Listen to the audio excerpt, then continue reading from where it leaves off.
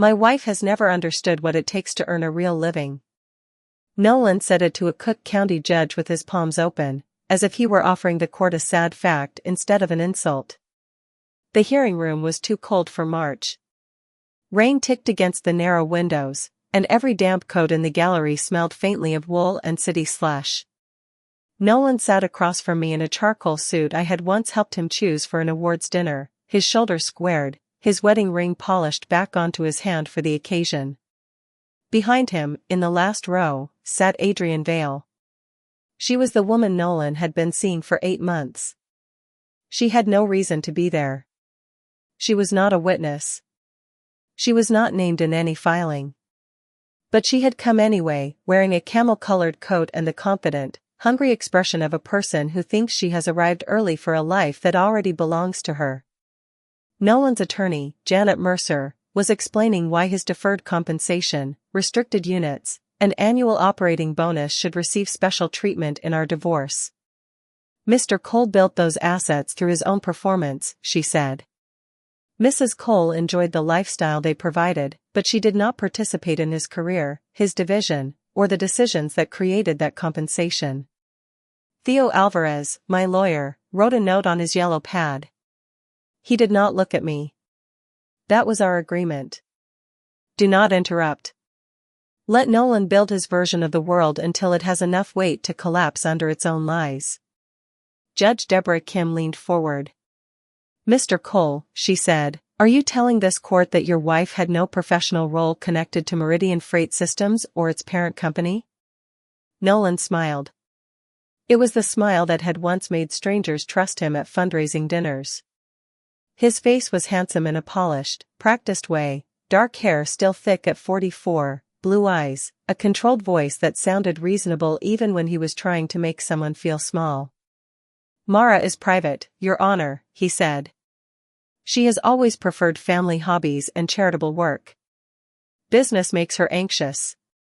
He did not look at me when he said it. That was why I knew he believed it.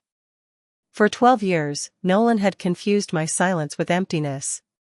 He had mistaken every subject I chose not to discuss with him for a subject I did not understand. The difference had never mattered to him until that morning. It mattered now. The divorce had begun 5 months earlier, after I found a hotel folio tucked inside a folder of Nolan's expense receipts. The envelope had been mailed to our house by mistake. It showed 2 breakfasts, 2 spa appointments, and a suite upgrade charged during a regional logistics conference in New Orleans. The second guest was not listed by name. It did not have to be. Adrienne had posted a photograph that same weekend, a balcony, a brass rail, a corner of the Mississippi River, and a champagne glass held by a hand I recognized because I had watched that hand reach across a conference table to touch Nolan's wrist more than once. When I asked him about it, he denied everything for 14 minutes. Then he stopped denying it and started explaining it. He said I had become hard to reach. He said I withdrew whenever work got demanding. He said Adrienne made him feel noticed. He said he had been lonely in a marriage where I kept too much of myself behind a locked door. I had listened from the end of our dining table while he made his betrayal sound like a weather pattern that had happened to him. The next morning, he moved into a furnished apartment in River North. By the end of the week, he had hired Janet Mercer. At the hearing, Janet slid a settlement proposal across the table. Nolan wanted the Winnetka house, the lake cottage in Michigan, his retirement accounts, his executive equity awards, and what he called his career property. He offered me $180,000, 18 months of support, and a small condominium interest we had bought as an investment years earlier. To someone who knew nothing about my life, it looked generous. That was the point. Nolan believed I would choose comfort over conflict. He believed I would take the money, retreat behind a gate somewhere, and let him tell everyone he had been fair to a woman who never understood the price of ambition. What he did not know was that the Winnetka house had been purchased through a trust one controlled before our wedding. The cottage was mine as well. So was the limited partnership that owned the Chicago building where Meridian Freight leased its executive offices. More important, the Ellison Stewardship Trust held 57% of the voting interest in Northspan Holdings, the privately owned parent company above Meridian Freight Systems. I had been managing trustee of that trust for 6 years. I had also chaired Northspan's board for 5. Nolan knew my maiden name was Ellison. He knew my father had spent his life building a transportation business. He knew I worked with family investments, because that was what I told people who had not earned a more detailed answer. He heard those words and decided I meant a few warehouses, some old real estate, perhaps a family office that kept me pleasantly occupied. He never asked enough questions to discover that Northspan's operations reached 18 states, that the company employed more than 9,000 people, or that Meridian Freight was one of the businesses my family had built, sold, reacquired, and grown again. When I declined to correct him at dinner, he thought I was intimidated. When I did not attend every executive event with him, he thought I was socially fragile. When I listened while he explained transportation margins in front of our friends, he thought I was lost. I had not been lost. I had been tired. Theo slid the proposal back toward Janet. "We decline," he said. Janet's expression did not change, but her fingertips paused on the edge of the paper. "On what basis?" Theo folded his hands. "On the basis that Mr. Cole's financial disclosure appears incomplete." Nolan's smile went still. Janet looked at him, then at Theo. "That is a serious accusation." "It is a serious discrepancy." Theo removed 4 pages from a blue folder. Across the table, Adrian shifted in her seat for the first time. Theo spoke quietly. "Our forensic review found recurring payments from Meridian Freight to a vendor called Redwick Optimization Partners. Those payments matter because Mr. Cole's annual bonus was calculated in part on division operating results." Janet frowned. "Meridian Freight is not a party to this divorce." "No," Theo said. "But the accuracy of Mr. Cole's marital income is. If reported costs were artificially moved, concealed, or redirected to increase the operating result used to calculate his bonus, the source and amount of that income may be misstated." Judge Kim held out her hand. "Let me see the documents." The court clerk carried them to the bench. I watched Nolan instead of the judge. People think panic looks loud. They expect shaking hands, a reddening face, a frantic denial. Nolan's panic was the absence of motion. His right thumb stopped circling the edge of his ring. His shoulders locked. His jaw did not move when Judge Kim read the pages. "Ms. Mercer?" the judge asked after nearly a minute. Janet stood. "Your Honor, I have not reviewed these records." "I did not ask whether you reviewed them. Can you explain the vendor payments?" Janet looked at Nolan. "Not at this moment." Judge Kim turned to him. "Mr. Cole?" Nolan cleared his throat. "Redwick is a consulting company. They work on route efficiency." Theo made a note. That answer mattered because Redwick Optimization Partners had no commercial office, no public employee list, no website with a real client history, and no trace of the analysts its invoices claimed had spent 22 months improving Meridian's freight lanes. It did have a mailing address. A private mailbox outside Oakbrook. And 7 months earlier, Adrian had used the same address to register a luxury trip planning business called Vale Passage. Theo did not mention that yet. Evidence has a sequence. You do not throw every fact into a room and hope truth wins because it is virtuous. You establish what someone claims. You let them commit to the claim. Then you show exactly where it fails. Judge Kim ordered supplemental financial disclosures related to Redwick, any compensation calculation affected by payments to it, and any accounts connected to marital income. Janet objected. Nolan stared at me. For the first time that morning, his expression held no contempt. Only calculation. When the hearing recessed, Theo walked with me toward the elevators. "Don't go to the garage alone," he said. "I am not afraid of him." "I did not ask whether you were afraid." "You sound like my father." Your father hired me 22 years ago, Theo said. Bad habits spread. Theo was 61, compact, silver-haired, and immune to money. He had been outside counsel to our family long before he became my divorce attorney. At a board retreat, he once told a group of executives that if they wanted a lawyer to admire them, they should adopt a golden retriever. I trusted him because he never confused loyalty with obedience. The elevator doors opened. Adrian appeared from the hallway before Theo and I could step inside. Mara. Theo stopped. So did I. Adrian came closer with a smile so controlled it made her eyes look hard. She was 37, blonde, elegant, and very good at looking as if she had just been wronged by someone else. I know this is painful, she said. Then we agree on something. Her smile faded. You don't have to make it uglier. Theo glanced at me. I gave him a small nod.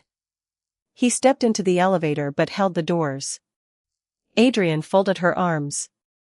Nolan offered you more than most people would get in your position. My position? You know what I mean. I would rather hear you say it. She looked toward the courtroom doors. You haven't had a real job in years. He paid for everything. You had a beautiful house, a club membership, trips, whatever projects you wanted. You should take the money and let him move on. I almost laughed. Adrian had worked in Meridian's supplier compliance group until the previous summer. She knew Nolan was married before their first dinner. She knew exactly how much of his life was built on status, and she had decided that status was close enough to ownership. You seem very informed about our finances, I said. Nolan doesn't hide things from me. I'm sure he doesn't. Her eyes narrowed. He told me you barely spoke at company events. He said you used to leave early because crowds overwhelmed you. Did he ever tell you why I was there? As his wife. Of course. The elevator chimed again. Adrian stepped closer. He's being considered for a major role. He needs someone who can handle that kind of life. There was confidence in her face, but beneath it I saw belief. Nolan had sold her a future, the house, the title, the executive dinners, the people who would finally learn her name. She thought she had replaced me in a life he owned. She did not understand that almost every symbol of that future rested on assets, capital, and corporate authority Nolan had never controlled. Then I hope, I said, you ask him better questions than he asked me. I stepped into the elevator. As the doors shut, I saw uncertainty cross her face. Not fear. Not yet. The Northspan offices occupied 3 floors of a renovated industrial building along the Chicago River. There was no sign on the street. My grandfather began with 1 refrigerated trailer and a contract to move Michigan cherries before they spoiled. My grandmother kept the books at a kitchen table. My father turned that small company into a network of cold storage facilities, freight hubs, packaging plants, and industrial property. By the time I was 30, strangers treated the Ellison name like a shortcut to a conversation I did not want to have. That was when I stopped leading with it. At 1:20 p.m., I entered a secure conference room where Imani Brooks, Northspan's chief financial officer, and Desmond Hale, our head of internal audit, were waiting. Imani pushed a laptop toward me. We found the first connection. My stomach tightened. To Redwick? Desmond opened a transaction map. Meridian paid Redwick $1.94 million over 22 months. The invoices described network modeling, procurement analytics, and emergency capacity planning. The documentation is detailed enough to survive a casual review. That is what worries me, I said. Fraud committed by careless people is noisy. This had been designed to sound like ordinary work. Desmond clicked again. Within 2 to 5 days of each payment, Redwick moved most of the money into 2 accounts. One belongs to an Illinois LLC called Belhaven Services. The other is a brokerage account opened under an individual taxpayer record. Whose? Imani looked at Desmond. We don't have the beneficial owner yet, he said. We have a discovery path through the divorce. But there is something else. He turned the screen.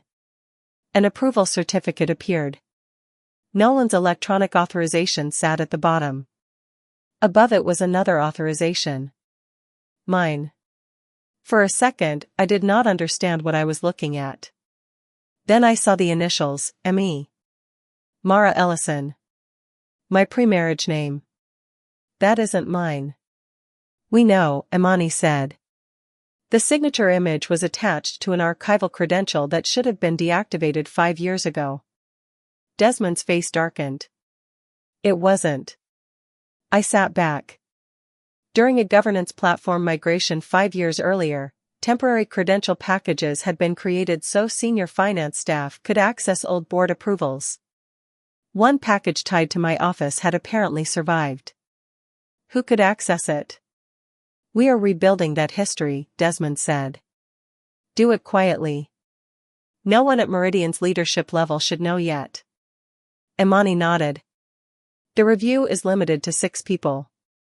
My phone vibrated. Nolan, we need to talk without lawyers. Another message arrived before I locked the screen. Nolan, you are making yourself look reckless. Then a third. Nolan, stop Theo before you turn a private divorce into something ugly. There had been a time when messages like that made my heart race. Nolan had never hit me. He had never thrown a glass or punched a wall. His control had been subtler and, in some ways, more effective. If I disagreed with him at a dinner party, he went silent for a day and later explained that I had embarrassed him. If I skipped a networking event, he said he had to apologize for my limitations.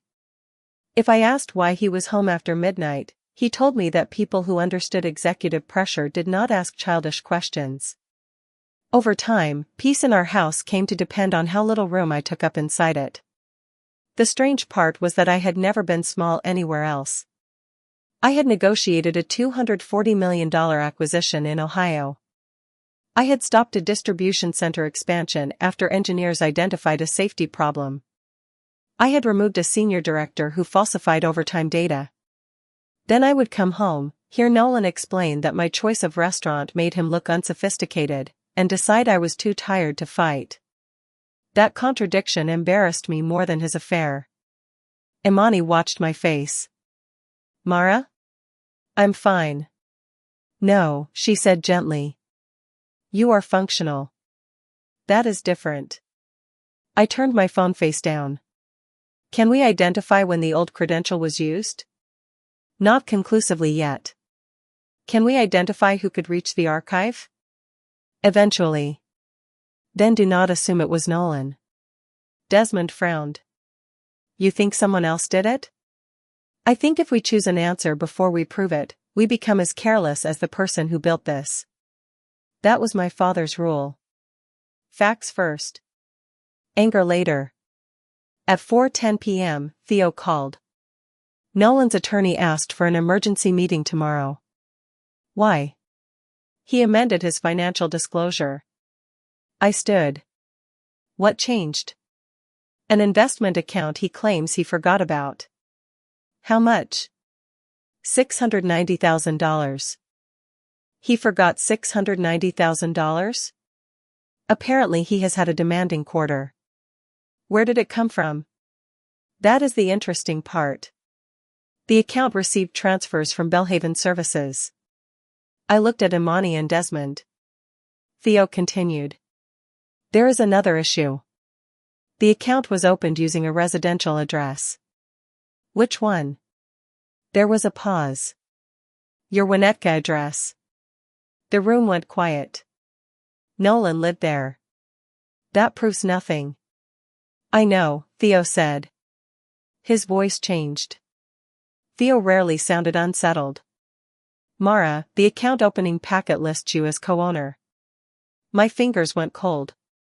I have never opened an account with Belhaven. I believe you. What identification did it use?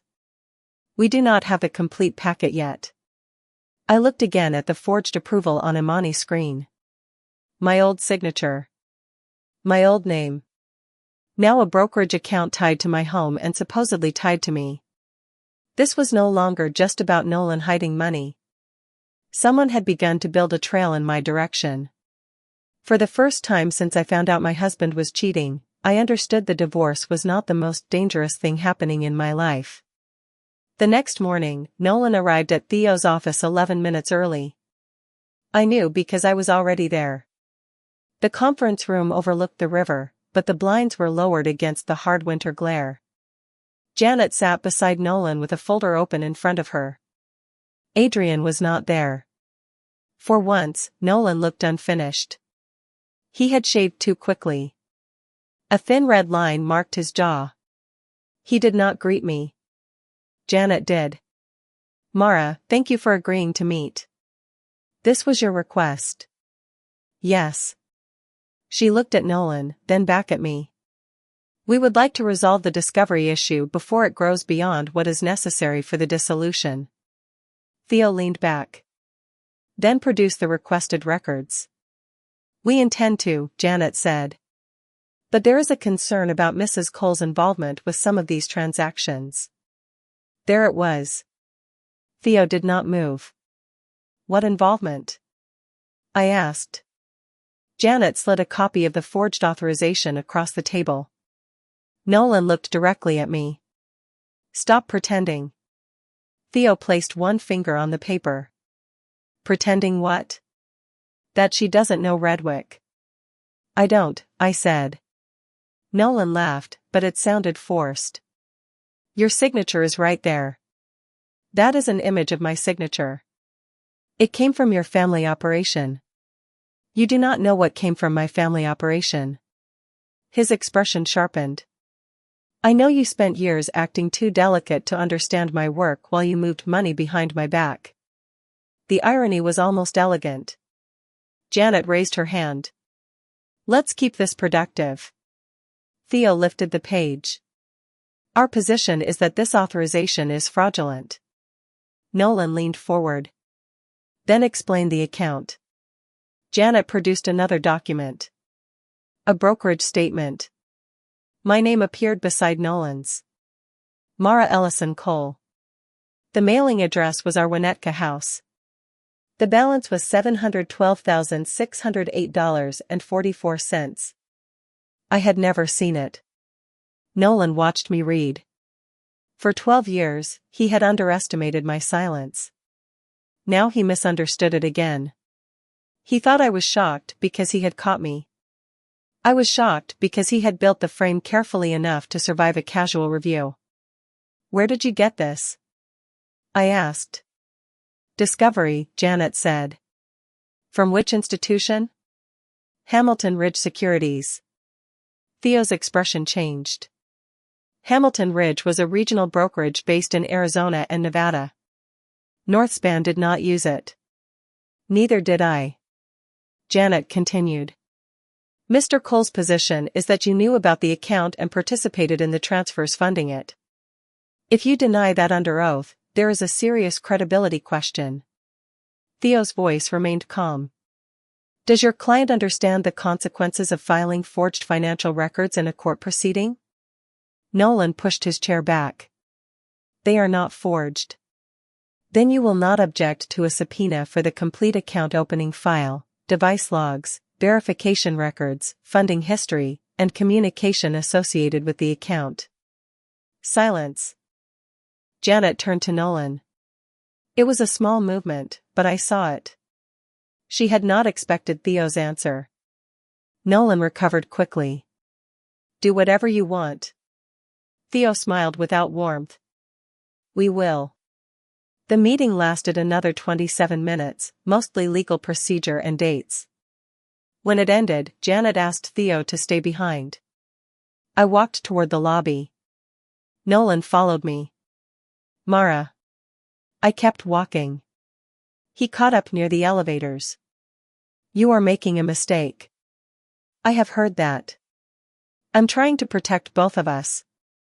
I pressed the call button. From what? He lowered his voice. Your family. That got my attention. I turned. Nolan saw it and mistook it for fear. "You think I never noticed how secretive they are?" he said. "The trusts, the private entities, your father's people? You think nobody will ask questions if Theo starts dragging the company through court? Be careful." "No. You be careful." The elevator doors opened, but neither of us stepped inside. "If Theo keeps digging," Nolan said, "this stops being a divorce.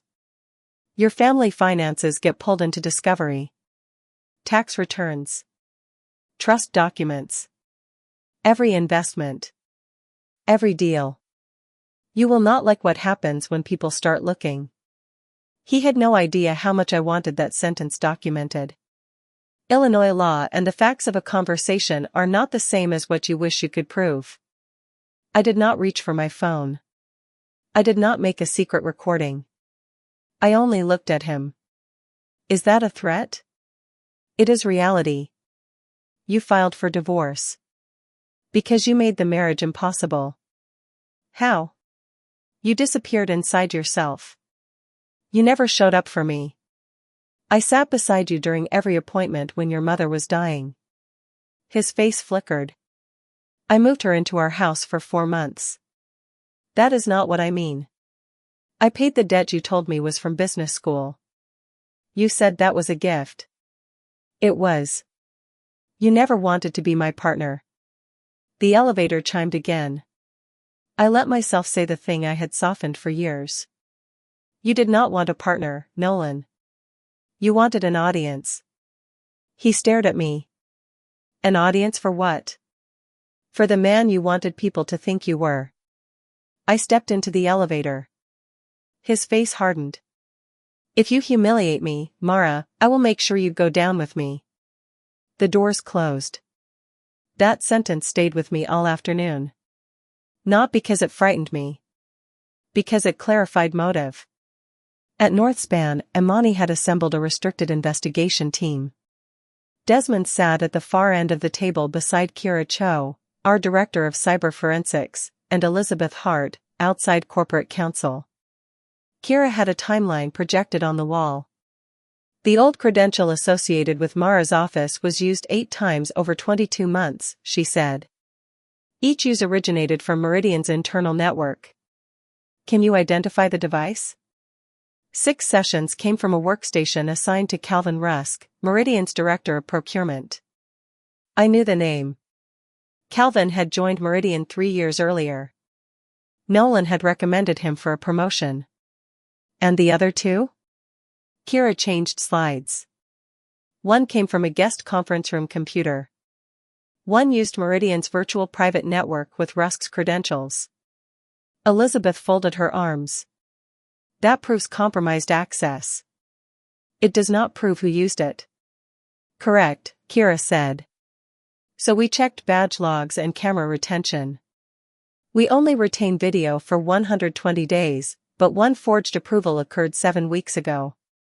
A still image appeared. Nolan entered Calvin Rusk's office at 9:18 p.m. Calvin was not with him. The next still showed Nolan leaving 24 minutes later. I felt no rush of rage. No gasp. Only something inside me becoming harder and cleaner. Kira continued. A scanned signature file matching the approval image was opened from Nolan's company laptop 14 minutes before he badged into Rusk's office. Imani looked at me. Mara, this supports immediate suspension. Not yet. Desmond frowned. He still has access to financial systems. I am not leaving him in place. I am controlling the sequence. Elizabeth understood first. You want his sworn testimony? Yes. The next hearing was scheduled for Friday. Nolan had already sworn that he alone made the decisions that drove his bonus. Now he was preparing to say I selected Redwick and gave him authority to approve it. If Northspan suspended him before he committed to that story in court, every statement afterward would become easier for his defense to frame as reaction to an employment dispute. I wanted a clean record. I wanted him to choose his lie while he still believed he controlled the room. But I also had a responsibility to the company. Freeze his approval authority above $8,000, I said. Require dual review on every vendor payment in his division. Preserve his devices. Mirror the relevant systems. Do not tell him why. Desmond nodded. And Calvin? Same restriction. No accusations until we have the full record. Theo's subpoena to Hamilton Ridge had already gone out. Northspan could not simply reach into a private brokerage account without process. Waiting was harder than I made it sound. That night, I returned to the Winnetka house for the first time in 10 days. Nolan's coffee mug was still in the cabinet. His running shoes were gone. The shallow dent on his side of the mattress was still there. I went into my home office and opened the bottom drawer of a walnut desk. Inside were trust notices, mortgage records, tax files, and a folder from 7 years earlier, when I had added Nolan as an emergency contact for several family office matters. A photocopy of my driver's license had been clipped to the forms. It was missing. I checked again. Then I opened the safe. My passport was there. My social security card. My birth certificate. Old driver's licenses. But the copy packet was gone. I called Theo. I know where he got the identification. Tell me. I explained. Who could access that drawer, he asked. Nolan. Our house manager. My father, technically. Imani has been in this office. Nolan's brother used the desk once when he stayed with us. Do not clear anyone because it would hurt to suspect them. I know. I am serious. So am I. The next day, Hamilton Ridge produced the first set of records. The account had been opened online 20 months earlier. It used a copy of my driver's license, my correct birth date, and my social security number. It also used an email address that looked almost right. mara.ellison.trust@gmail.com. I had never used it. The verification phone was a prepaid line. The account had no recorded video call because Hamilton Ridge's online onboarding process at the time did not require one for accounts funded under a certain threshold. But the IP address used to create it led to a hotel in Phoenix. I opened my calendar. 20 months earlier, Nolan attended Meridian's annual leadership retreat in Phoenix. So did Adrian. The account was not an accident. It was a weapon. By that afternoon, the money trail was clearer. Meridian paid Redwick. Redwick transferred money to Belhaven Services. Belhaven split it between Nolan's undisclosed brokerage account, the fraudulent joint account using my identity, and payments to Vale Passage, the luxury travel company Adrian created 3 weeks before the first Redwick invoice. That was when my goal changed. Until then, I had wanted a fair divorce and a clean internal investigation. Now I understood Nolan had planned for discovery. Not necessarily the exact discovery Theo had found, but the possibility that someone would eventually question Redwick. He had built me into his exit route. If the vendor payments surfaced, he could claim the Ellison family office approved them. If the hidden account surfaced, he could claim I shared the money. If I resisted, he could threaten public discovery of my family's affairs until I settled. The quiet wife was not merely someone he meant to discard. She was his insurance policy. On Thursday afternoon, Nolan called my father. That was how I knew he was desperate.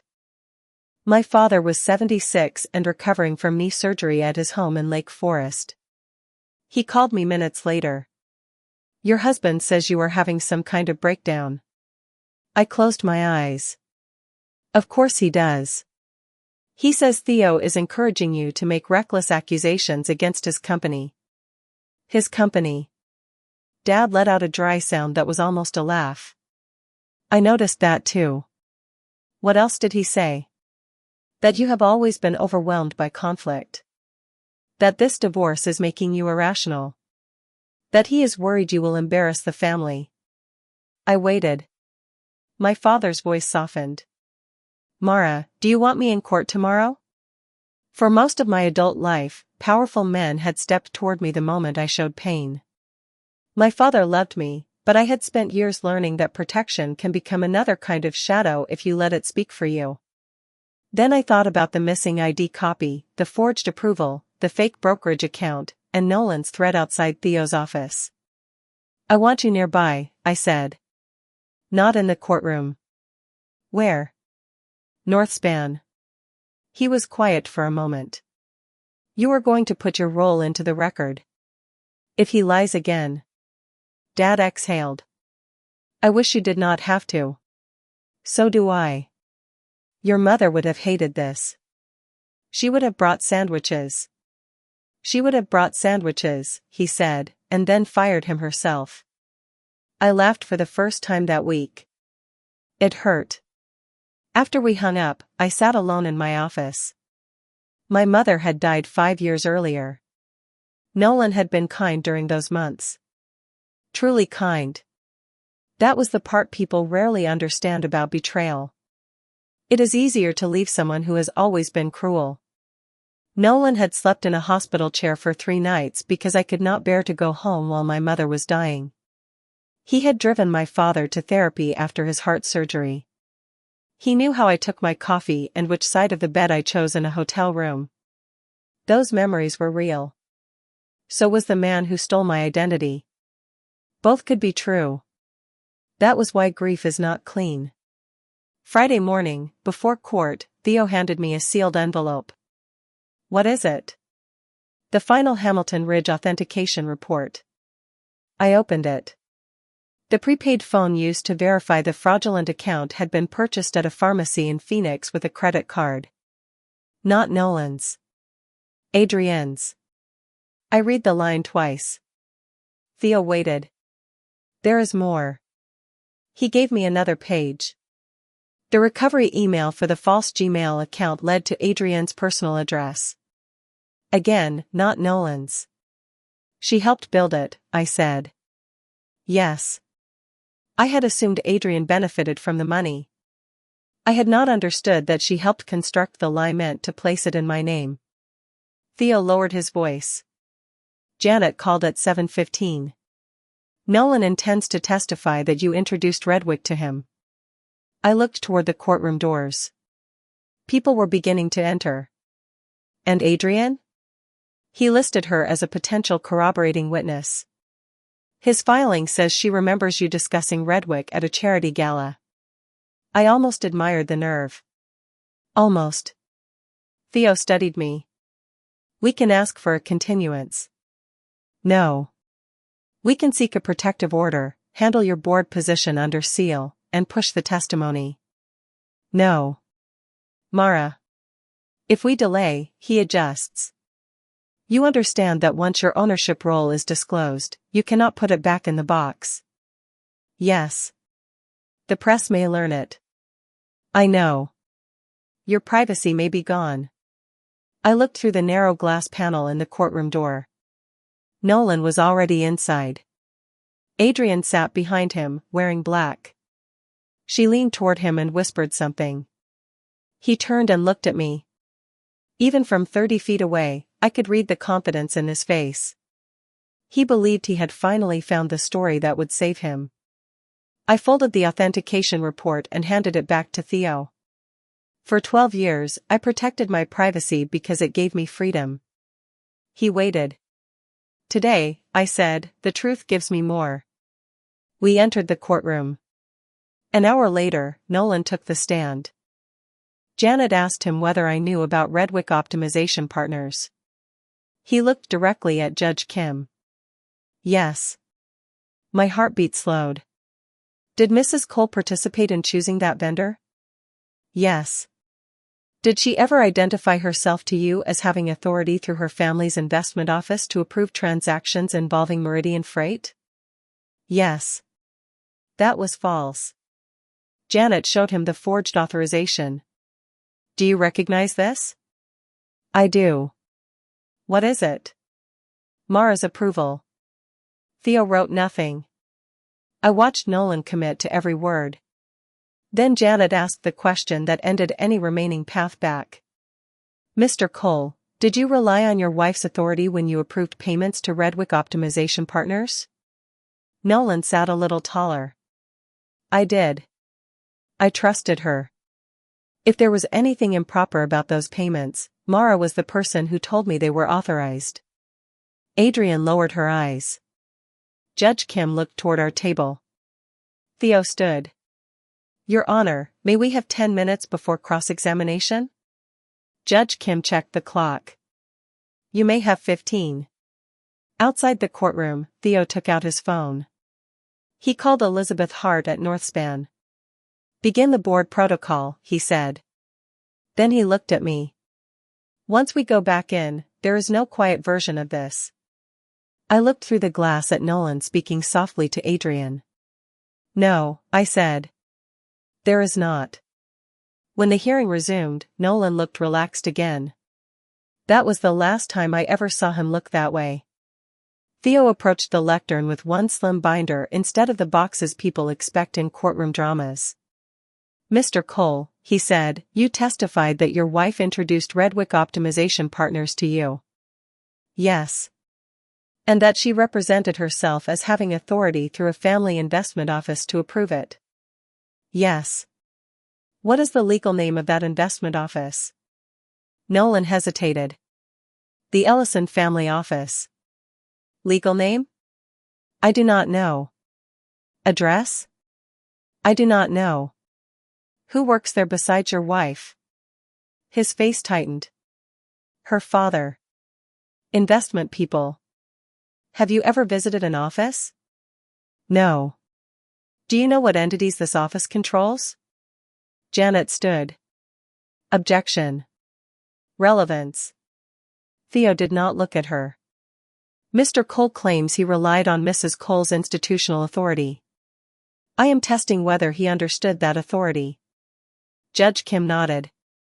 Overruled. Theo turned back to Nolan. Mr. Cole, who owns Meridian Freight Systems? Northspan Holdings. Is Northspan publicly traded? No. Have you ever met its board chair? No. Do you know the chair's name? Nolan gave a frustrated shrug. M. Ellison. I have seen it on board correspondence. The room became very quiet. Theo opened the binder. M. Ellison. Yes. The same surname as your wife's birth name. There are many Ellisons. Did that ever make you curious? Nolan looked at me. That was the first crack. Theo carried a certified corporate record to the clerk. This is Northspan Holdings' current governance statement, with a certification from corporate counsel.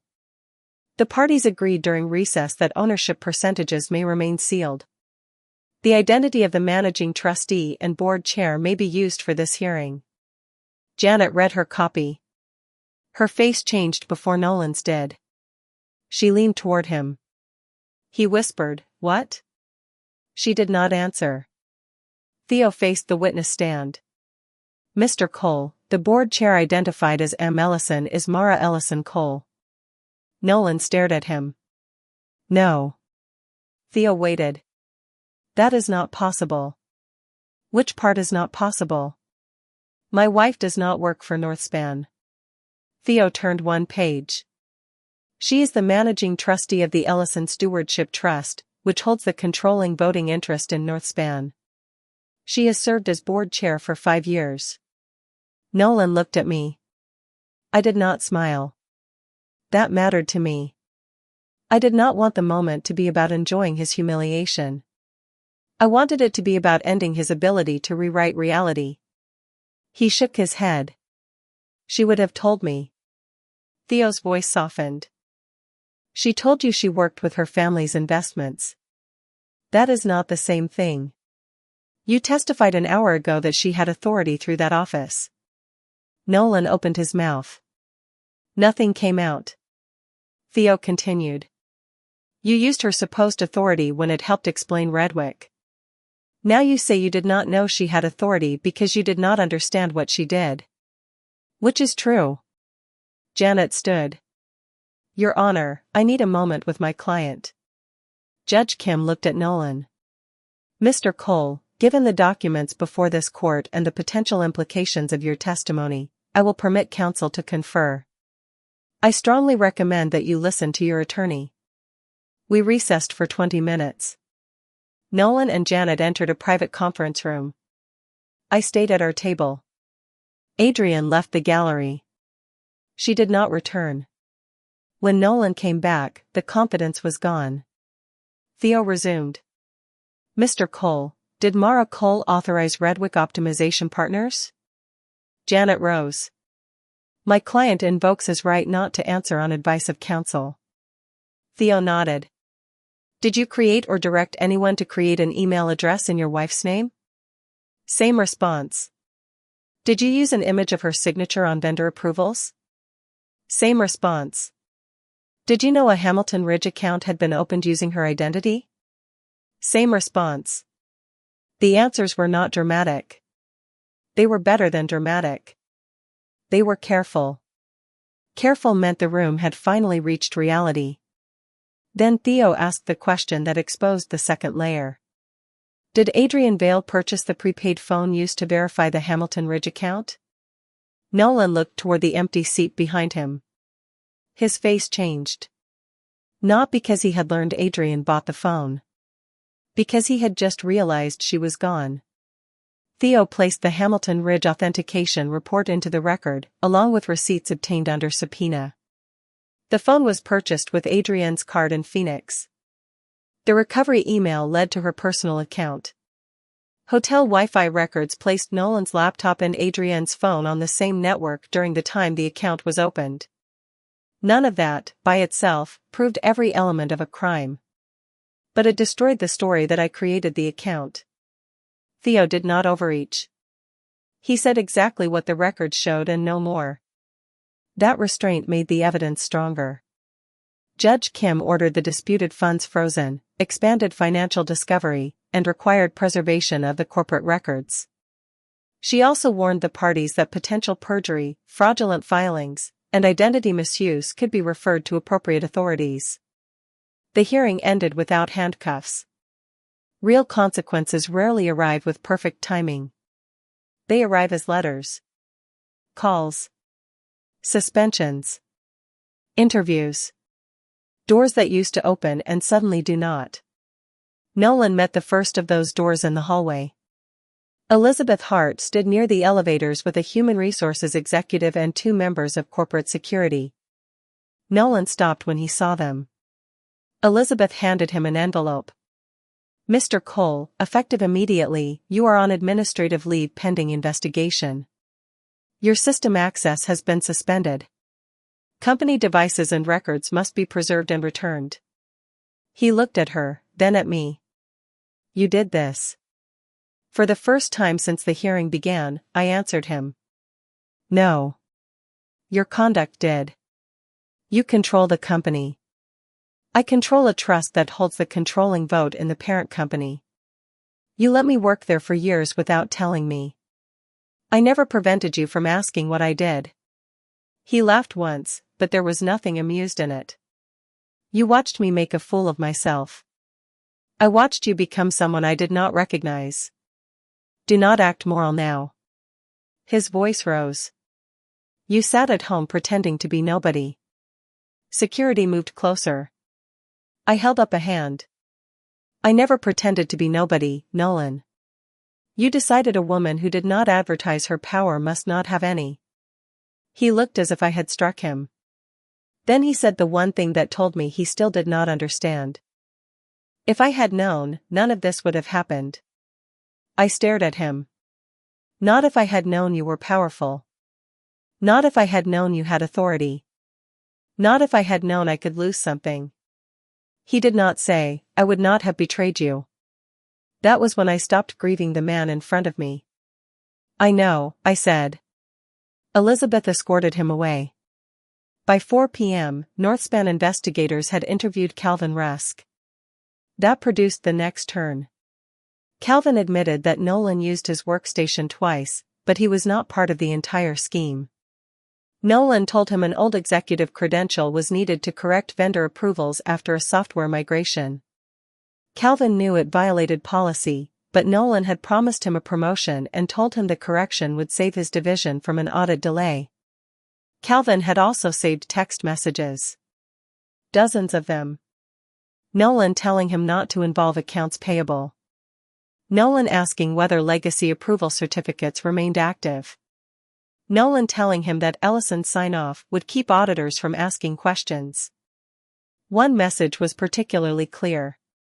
If anyone asks, Mara wanted the vendor. She will never fight it publicly. I read that line alone in my office. For months, I had wondered when Nolan stopped loving me. The text gave me a harder answer. He did not need to hate me to use me. He only needed to believe I would remain quiet. Northspan terminated him for cause the following Monday. Calvin was suspended and later resigned after he cooperated fully. His career in corporate procurement was effectively over, but the limits of his involvement and his early cooperation mattered. Adrian hired a criminal defense attorney before the week ended. Northspan referred the audit package to law enforcement and our insurers. After that, the timeline belonged to investigators and prosecutors, not to me. That distinction mattered. I did not send Nolan to prison. I did not command police officers. I did not buy a judge. I preserved evidence, told the truth, protected the company I was responsible for, and stopped shielding the man who harmed me. What happened next came through process. The divorce took 9 more months. During that time, Nolan tried 3 different strategies. First, apology. He sent a 12-page letter saying the affair was a symptom of feeling unseen. He said Adrian manipulated his ambition. He said the hidden accounts began as a way to create financial independence from a company he believed undervalued him. I read 2 pages and gave the rest to Theo. Then came anger. Through counsel, Nolan argued that my failure to disclose the full scale of my family holdings during our marriage proved I had deceived him. That argument went nowhere. I had disclosed what the law required. The trust interests predated the marriage. The separate property records, tax filings, and tracing reports existed years before Nolan asked for a divorce. Finally came bargaining. He offered to waive claims to certain marital assets if I would support a softer position with Meridian and decline to cooperate beyond what was legally required. I refused. Not because I wanted him punished more harshly. Because my cooperation was no longer a marital favor I had any right to trade. Employees had bonuses tied to accurate books. Investors relied on financial reporting. Meridian had paid false invoices. This was bigger than whether I still felt sorry for my husband.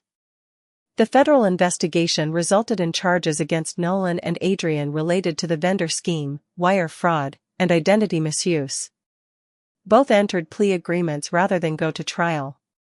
Nolan received a prison sentence and was ordered to pay restitution. Adrian received less time after cooperating, forfeiting proceeds, and admitting her role in the account opening. The outcomes were less theatrical than the fantasies people post online. No one was dragged out of a gala. No judge gave a speech about karma. No newspaper declared me victorious. I was grateful for that. By then, I did not want a spectacle. I wanted my life back. The final divorce hearing took less than 2 hours. The Winnetka property remained outside the marital estate because the trust ownership and tracing were clear. The actual marital property, including retirement savings accumulated during the marriage, joint cash, personal property, and other divisible assets, was divided under the court's final order. I did not take everything. Nolan did not leave with nothing. Justice is not the same as revenge. The most meaningful order was only 3 sentences long. The fraudulent Hamilton Ridge account was recognized as part of the scheme under investigation, not proof that I hid marital property. My name was removed from the account records where legally appropriate. The lie built around my identity did not survive. After court, Theo and I stood beneath the covered entrance while rain tapped against the sidewalk. "Your father owes me dinner," he said. "For what?" "He bet me you would cry when the order was entered." I did cry. Not in court. That was not the bet. It was absolutely the bet. I smiled. Then I looked back through the courthouse glass. For 12 years, I thought keeping peace was a form of love. Sometimes it was. Sometimes it was fear wearing good manners. I had spent so long protecting Nolan from embarrassment that I helped create a marriage where he believed embarrassment was the worst thing that could happen to him. It was not. Losing trust was worse. Losing freedom was worse. Losing the future you assumed you deserved was worse. 3 months after the divorce became final, the Northspan board held its annual strategy meeting. My father attended by video from Lake Forest. Imani sat on my right. At the end of the agenda, the compensation committee chair cleared his throat. There is one unresolved item. I looked down at my packet. I do not have another item. You recused yourself last year. You would not. He slid a folder toward me. Inside was a succession memo dated 3 weeks before I discovered Nolan's affair. Meridian had been preparing to create a new president role for its Midwest operations. Nolan had been one of 3 finalists. His performance results, before the fraud came to light, had been strong. The committee planned to interview him that winter. I sat with the paper in front of me. The story Nolan told himself, that he earned every good thing alone, was false. But another convenient story would have been false too, that he had no talent and only advanced because of me. He was talented. That was part of the tragedy. He had enough ability to build a real career. He stole because the real career did not make him feel important fast enough. My father's face filled one square of the conference room screen. Are you all right? Yes. I closed the folder. What do you want us to do with the succession memo? The committee chair asked. Archive it. That is all? That is all. I did not need Nolan to know he had once been close to the title he wanted. I did not need to mail him proof of the life he destroyed. Consequences did not require my narration. That was a lesson I learned late. 1 year after that first hearing, I stood inside a Meridian distribution center in Joliet while employees packed holiday food boxes for local families. I had started visiting our operating sites more openly after the divorce. Not because I wanted attention. Because hiding had begun to feel like another choice Nolan was still making for me. A shift supervisor named Alana handed me a roll of packing tape. You are terrible at this, she said as I ruined the corner of a box. I chair a holding company. I never claimed I was qualified for tape. She laughed. No one froze because I was the board chair. No one whispered. For 2 hours, I packed canned vegetables, rice, cereal, coffee, and grocery carts with people who cared far more about getting home before traffic than about the Ellison Stewardship Trust. It felt wonderfully ordinary. When we finished, I walked outside. The snow had stopped. The late sun turned the warehouse rooflines pale gold against the cold blue sky. My phone vibrated with a message from Dad. Dinner Sunday? I will make sandwiches so your mother does not haunt me. I laughed out loud. Then another notification appeared.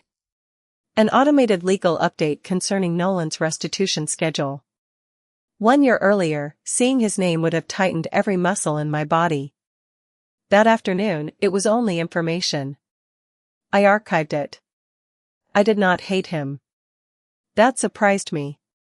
Hatred would have required too much attention. I understood him better than I once had, and I trusted him less than I ever had. Both could exist without consuming me. Before the affair, I thought strength meant controlling what people knew about me. During the divorce, I thought strength meant finally revealing everything. I was wrong both times. Strength was choosing what I would no longer carry. Nolan called my silence weakness because he believed power had to announce itself. He was wrong about that too. Silence can be fear. Silence can be patience. Silence can be strategy. And when the truth is finally on the record, silence can simply be peace. If the person you loved used your identity to save himself, would you expose everything or walk away after you were safe?